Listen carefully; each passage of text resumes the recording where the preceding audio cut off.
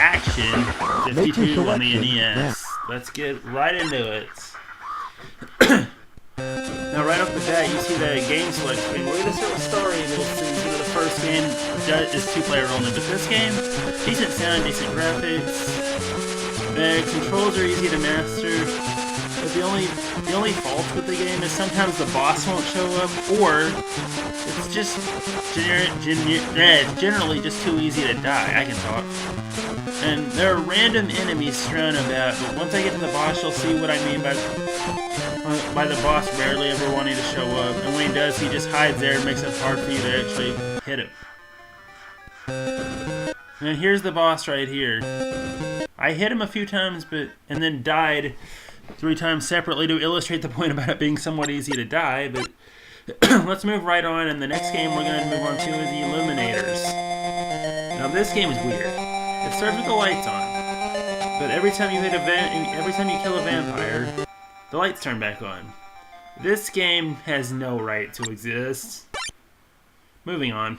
And now we move on to GForce Fighters, which is your everyday Life Force clone. For those of you that don't know, Life Force is one of the greatest side-scrolling shooters on the NES. But anyway, the music is alright. The ship actually sort of resembles a TIE fighter, actually. And I don't know what these enemies are supposed to be, but how is it the sides kill you? In no other game have I ever seen the borders kill you. But we're gonna move on to Ooze. Now this is one of the games that gave this cartridge its bad reputation. Now, I can't really see it, but I know you guys on YouTube can probably see this, but to jump over a hole, you have to hit left or right, then B while holding, you have to hit the directional pad while holding B, otherwise it locks you in, which is kind of stupid. These graphics, though, I mean, what's this guy supposed to be? Is he supposed to be a little moon Trojan, and what the hell is that? Is that a booger? I'd say what I think it is, but there's millions of them. Apparently, somebody thought it'd be best to blow their nose into this game, which is what I'd like to do. Anyways, we're moving on now to Silver Sword. Your basic everyday, I guess, Zelda clone-ish? I don't know, but what is this supposed to really be, anyhow? I'm confused. Somebody want to tell me what this is? It's a little, I guess it's an adventure game. It's not even a sword, it's a dagger, it's a throwing dagger. You don't throw a sword. And another thing I have on this game is, what exactly are these graphics supposed to resemble other than a green mess that looks like it's been shoved up somebody's nose and snotted right back out? And there are many other things I could say about this, but I don't have the time of day to do that, so make of this game what you will. It's just, I didn't enjoy it. I'd rather play Zelda.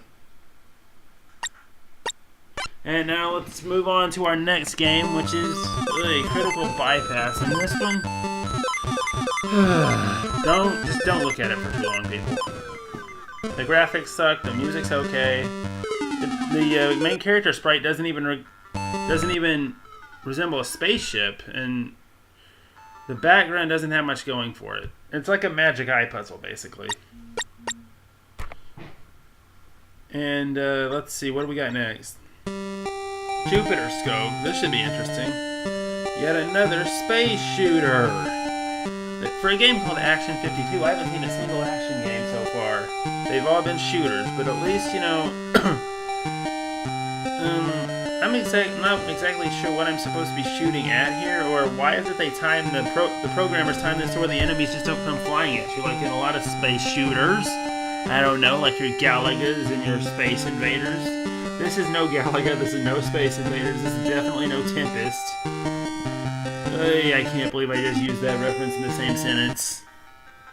But please, tell me what I'm looking at. That's the case with most of these games. I have no idea what the crap I'm looking at. And the next one is a funny one. This is Alfredo of the Fettuccine, and yes, you heard me right. You're in the kitchen, and everything's out to kill you. Your main weapon's a frying pan. So far, this probably has the best music and graphics I've seen in one of these games, but the fatal flaw in a lot of the games on this cartridge, one-hit death, as you saw right there. Where's my life bar like in any other video game? Anyway, the next game we're going to take a look at, and the last one on this part of the episode, Operation Full Moon.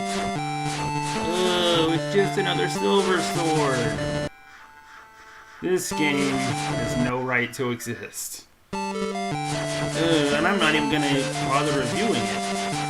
It's just, it looks like a micro machine got shoved up somebody's nose. It looks like a bunch of broken rulers and other random objects. But seriously, whoever made this game, it must have come out of your nose. Where else could these graphics have come from? And we'll be right back with Danbusters in just a second. And we're back. And looking at my personal favorite game so far on this cartridge, it's Danbusters. And I died really quickly there, but this is basically a reminder of what it's like to play Food Fight on the Atari 2600 all over again. I mean, basically you're navigating different mazes, firing your little tomatoes at different things. That's what I'm going to call an angry beaver. Now, whether that's DAgata or Norbert, I don't know. But the music, it's very happy. Like, it reminds me a lot of that theme song. And I can't really find much wrong with this game. On some copies, though, you can get stuck if you go far enough, but I intentionally got killed. I was intentionally trying to die so I wouldn't make it that far to disprove whether or not this cartridge actually had that glitch. But I do believe this is a Rev B copy, not that it matters, but I do really like this, but like, the main thing I don't like with any of these games on this cartridge is that they're all one-hit death games. But let's move straight on. And our next game is, yay, another space shooter. It's Thrusters. Now, this one is another, I'm gonna call this one Asteroids, like, even though there's hardly anything to freaking shoot at here. At least with Asteroids, you were constantly shooting things.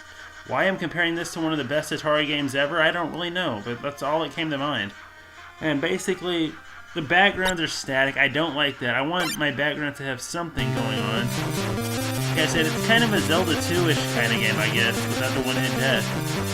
It reminds me of the caves from there. Now, let's go back to the main menu, as we're going to check out yet another game. And this one is called Chill Out. I guess it's a combination of Snow Brothers and Ice Climbers. Though I don't know why I would make that comparison, but I did. Anyways, let's take a look.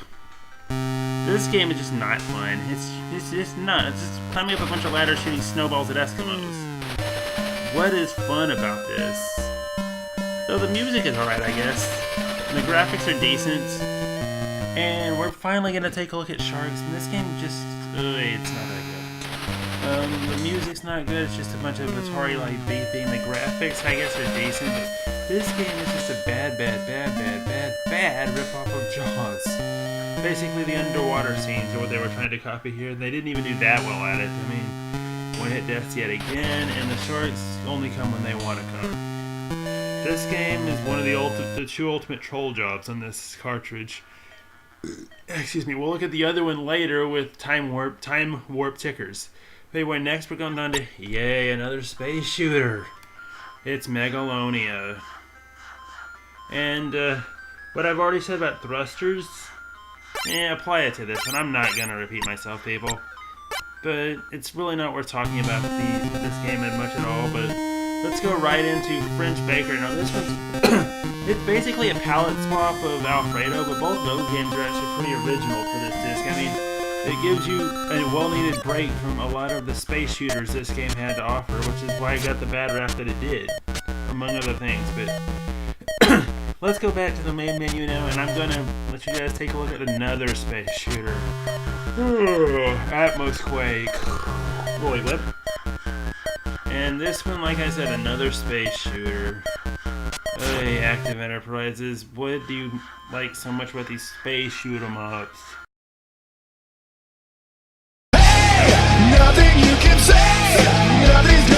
One of the two ultimate troll jobs on this cartridge. Excuse me. We'll look at the other one later with time warp tickers. Anyway, next we're going down to, yay, another space shooter. It's Meg Alonia. And what I've already said about Thrusters, apply it to this one. I'm not going to repeat myself, people. but it's really not worth talking about this game much at all. But let's go right into French Baker. Now this one's it's basically a palette swap of Alfredo, but both of those games are actually pretty original for this disc. I mean, it gives you a well-needed break from a lot of the space shooters this game had to offer, which is why it got the bad rap that it did, among other things. But let's go back to the main menu now, and I'm going to let you guys take a look at another space shooter. Atmos Quake. Whoa, wait, what? And this one, like I said, another space shooter. Hey, Active Enterprises, what do you like so much about these space shoot-em-ups? Seriously, this is boring. This game, this whole cartridge is full of the same thing over and over again. It's full of manure, really. And for now, that's it. We'll be taking a look at some more of these games a little later on. Night, everyone.